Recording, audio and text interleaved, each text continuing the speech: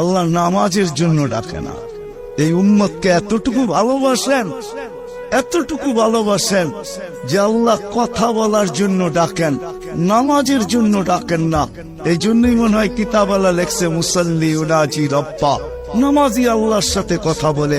রাত্রটা যখন পার হয়ে যায়, সুবে সাদেক যখন হয়ে যায়, তো আল্লাহ চিৎকার দিয়ে মনে হয় বলতে থাকেন, রাতটা পার হয়ে গেল, তোর সাথে কথা হইল না, জলদি একটু উঠ না, একটু আয় না, তোর সাথে একটু কথা বলি না।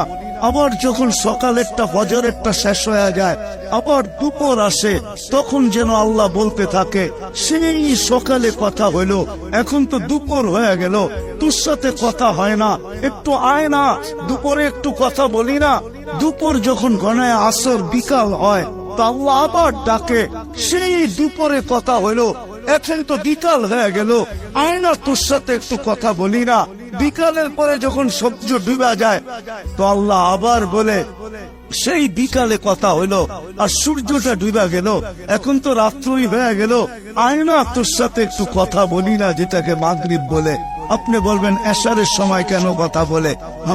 আমার মন বলে এশারের সময় মনে হয় এই জন্য কথা বলেন যে একটু পরেই তো ঘুমায়া যাবি, কাল সকালে উঠাইলে তো উঠবি, যদি না উঠাই তো আর কোনোদিন উঠা হবে না, চিরদিনের জন্য নিদ্রা হয়ে যাবে, তোর সাথে আমার কথাও হবে না, একটু পরে তুই ঘুমায়া যাবি, আয়না শেষমেশ তোর আর আমার একটু কথা হইয়া ঘুমা।